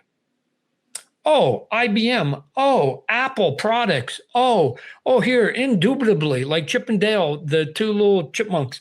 Oh, indubitably. No, good sir. After you. No, fuck no. They'll see you. They'll do everything they can to not even get you close to them. But when you get close, they will stick out their leg to make sure they trip you as much as they can going by. Nobody willingly says take over first place. Mm-hmm. Like, you have to just go and do it. And why? Because Apple just put a sexier product out. It wasn't, let me tell you, I have never created a single thing original. What I've done is take what already existed in the world, and plenty of examples, and I just made it cooler. Done. So people have made a lot of money by taking what exists in tools and made them more efficient. Right? For me, I just made it cooler or sexier. The example I use is that years and years ago, Steve Jobs, when he was alive, walked up on stage, and there was Apple computers, and there was even the iPod, whatever. And he goes, hey, today we're going to announce the iPhone 1. And he had a room full of people, and they all went, what are you talking about, Steve? Fucking, there's 10 companies that do cell phones. You're late to the game, Steve. Too bad, dude. Good idea. Bad timing. No. Everybody, just bear it with me. You can take my phone and you can type and text. Steve, those other 10 companies do that too. You're late. No, you can also download music on it. They all do that, Steve. You can go on the internet. They all do that, Steve. Emails? Yes, they all do it, Steve. Every fucking thing you just announced, they've done it, and they've been doing it for 10 years. And then the moment, Mark, he said, oh, yeah? How about this? When they text, hi, mom, you have to hit bumpy plastic QWERTY board. But when you text, hi, mom, still a QWERTY board, but it's on glass, and you touch glass. That was it. He took what already existed, what was already there. They had a 10-year head start, and he beat them with the sexy. Mm-hmm. You touching glass. Oh, pinch zoom. Yeah. The other ones, you have to hit a button and it zoomed. Pinch zoom. That's it. He did, and he wrapped it in a pretty package that looked a little more sleek. Done. Stop thinking you've got to invent something new, ladies and gentlemen. Just take what is already there and just make it 3% better, and people will give you 50% credit for it. All of us have been in the kitchen or in the garage and frustrated over something. Go, I don't understand why this thing doesn't do this. Then make that, and you'll probably get kind of quasi-rich because yes, there's probably a million people thinking the exact same thing. Like, I made a mistake. Somebody got rich making whiteout. You make a mistake on a typewriter because you can't do an eraser. It's not a pencil. Oh yeah, they got filthy rich. So like, I just go, has there been action figures? Have they been at stores? Do they have moving parts? Do they have paint? What are you going to do, Todd? All of that, but it's going to look cooler, and I'm going to make the part more moving parts and more paint. I'm just going to do everything. I'm just going to do more of it and price it at the exact same. And people will go, wow, he's giving us a Cadillac at Ford prices. Everybody else is giving us Ford at Ford prices. He's giving us a Cadillac. I'm trying to implement that with the comic book, like indie comic books, and this is Canadian dollars I'm talking, mind you. The average indie comic book's like $10 Canadian, right? Which is what, $3 American, the way our dollar's going. So, but I price mine at $7. So I'm $3 less than the other guy, and I like to think that visually it's more appealing than some of the other guys. Here's what I say about price, because price does matter. All things being equal, price matters. So if somebody looks at your book and thinks it's a 5 out of 10, and they got another book they think is a 5 out of 10, and this one is $10 and this one is $7, which is yours, then take the $7 one. They're both. If you think they're both 5 out of 10s, take the cheaper one. If you think a book, if they think your bookmark is a 5 out of 10, and there's another book they think is an 8 out of 10, they'll pay the $10 because they think it's a better book. Yeah. Just like why people pay $70,000 for a car over 30,000 because they think it's a better car, right? So it's all the same thing. But if you think two cars are the exact same and one's 70 and one's 50, you can buy the $50,000 car every time. So price does matter. Price does matter. Sure. My theory was, not only do I build a $6.99 product and give them $6.99, give them $8.99 of value and price it at $6.99. That one to get it even more. And then the third piece that happened recently, like a couple of years, then give me a big brand name on top of it, right? So we ended up getting the DC Multiverse. And now, I've said before, I can sell Spider-Man and Darth Vader and Transform. Just give me the license.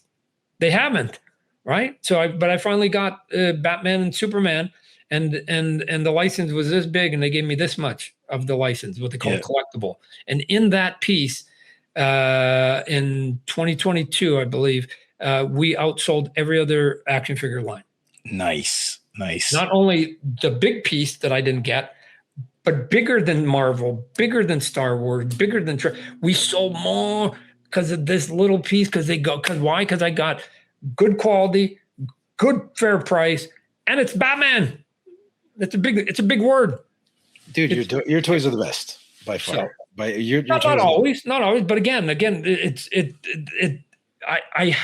the only way to survive. It's the only way a small company like me can survive. I must deliver a better mousetrap, because otherwise the big guys will steamroll you. Well, the thing is, like, as you mentioned price. So this guy got here, right? He's cool. Don't show your spawn. Yeah. So like I got him, I got a few like. I saw you had the big one with the cape. It's cool. Yeah. So, and I've had them for a while. Mind you, we had a break-in at the office and they broke this. So I lost the little peg that holds us down, broke off because the thieves, they robbed everybody in the office except for my desk because it was covered in your toys. So I guess they thought it was like, this desk looks cool, we'll just leave it. And they robbed everybody else. But they did break this. It's like they ran across my desk and they broke that. Oh, man. So, but anyways, so saw this, and I remember this is bought this a long time ago, but I remember the price being like, hey, that's a good sized toy. It's hefty. It looks amazing. And the price was like reasonable for that thing, because there's toys. There was other toys that were smaller, less detailed, cool, but like 3 times the price. Right. And they were like, oh, yeah, these are shipped over from Japan. I was like, I don't care. I went over because I went to Japan. I can't remember what toy line it was, but I went to Japan and I was like, oh, maybe I can see if I can find some of those cool toys that I saw at the comic book store that I bought yours instead of theirs because theirs was so much expensive and yours was cooler. And I got there and they were just as expensive in Japan. I was like, why are these so expensive here? I thought the excuse that we're being fed, it was like, oh, they're from Japan. That's why. Yeah. But I was like, they're just as expensive there. The importing and the tariffs. Come on, man. So that's it. So what do you do? Just beat them. Just beat them. So that's whenever I see $100 action figure, I go, shit. I can do that same figure for about $35. Yeah. I can, whatever they're doing. I don't know why, but what are you going to do? But sometimes it's the brand, like that. People just like the brand, the IP, intellectual property of whatever it is that it is. Right. One of my favorite, two of my favorite licensed products you did was Matrix. And it was I can't remember what they're called. The Sentinels. The Sentinels looks like an octopus. So I still got that sitting on. It's a shelf upstairs, still sitting there, probably covered in dust. It's sitting there, and it's beautiful. But another one I had was I can't remember what it's called. It was like the giant mech that the person sat in. Oh yeah, and it had so many little intricate parts. And that was my favorite one. I love that one. I had it on top of my shelf, not inside at the glass shelf thing. It wasn't inside the shelf because my shelf was full. So I put it on top of it. Now, at the time, I lived on the first floor of a house. So when I started working in the video game industry, I worked on the first floor of a house. I had it on top of the shelf. There was a lady that rented the upstairs and a girl that rented the downstairs. And I lived on the main floor. The girl that lived downstairs was very active. She's a very active person. And during one of her activities, she shook the toy off my shelf because I've seen her. I didn't know what it was. I came home one day and this thing was exploded on my floor. It was like a hard, like wood floor. It was just busted everywhere because it fell like 5.5 feet. And I was like, what happened?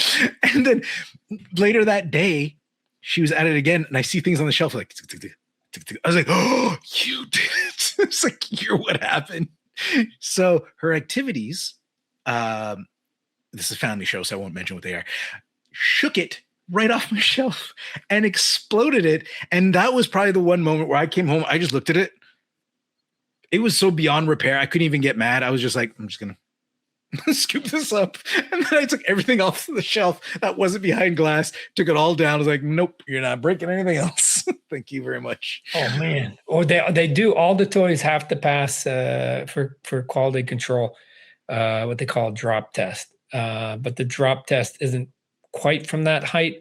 It's like if somebody takes it off the peg and then doesn't hang it quite right and it drops, like that they don't want it to move in the package or things to move, because if you put it back up and it's broken, and or even more so that the figure is now twisted, which is why there's so many twist ties. Yeah. You know, it takes you 20 minutes sometimes to get it because they gotta, if it budges, they gotta put another tie around it because it's gotta look new at the store level every single time. And never once did I look at it. It was like I never looked at once that it was the quality of the toy.